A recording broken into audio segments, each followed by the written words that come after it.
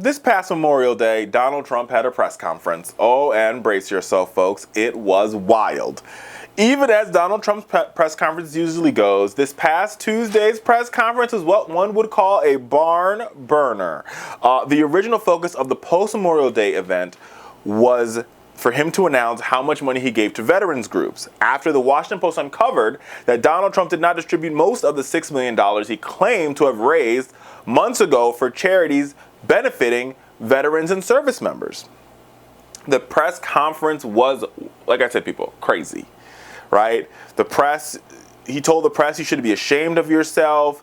He railed on them and he told them to get your head out of your butt. He went on and on and on and on and on, attacking the press for doing what the press is supposed to do. The press is supposed to ask the hard questions, right? The press is supposed to ask really tough questions. What the Trump campaign has done, even though the press is asking the hard questions. So the Trump campaign, it says if you ask tough questions, you lose access. So if you are a journalist who asks the candidate tough questions, they will strip your credentials, right? If you ask softball questions, you learn nothing. You learn nothing. I mean, come on, right? If you carve a middle path, you face ridicule. So all the folks that have sort of said, we're not going to ask tough, we're going to ask, middle of the road questions to the candidate, they get slammed by Donald Trump because he refuses to answer the tough questions. And on top of all of that, if you investigate him, he threatens you. I mean, look what he did to Megyn Kelly. Now, they have made amends, but look what he did to Megyn Kelly, which is why a lot of Republicans in the Republican Party are scratching their heads saying, ooh, this is nerve-wracking, even though we found out this week that Paul Ryan, Speaker of the House, has said that he will vote for Donald Trump in 2016.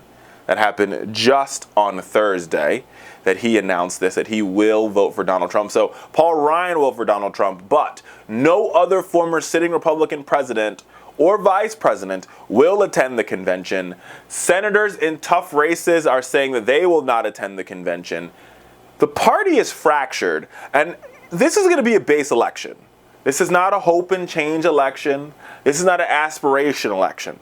This is an anger election. Anger base anger. And if the base sits at home, Donald Trump loses in record numbers.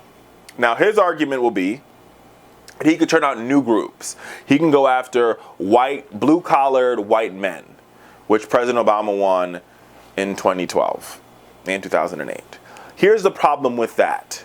Blue-collared men alone is not enough to take Donald Trump over the edge. He's going to have to really work on enhancing his numbers with women.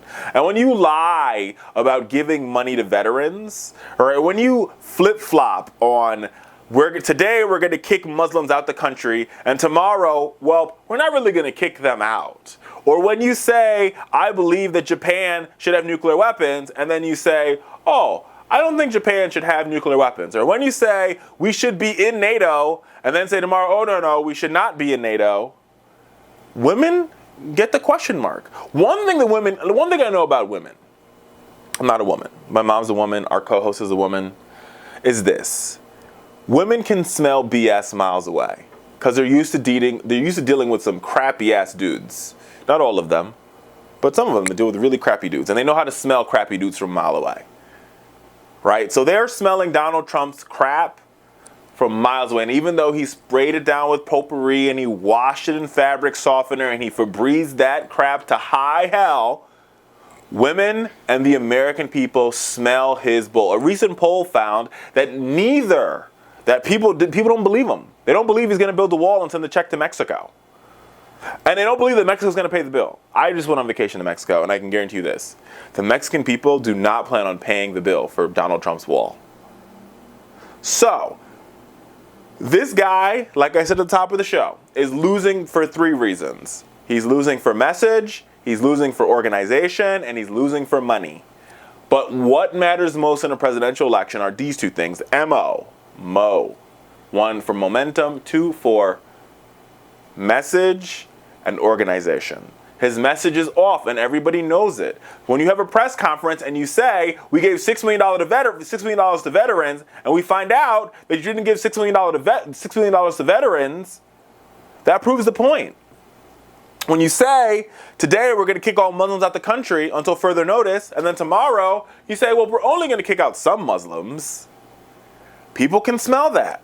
They smell the BS. They smell it, America. And when you smell it, you can't vote for it.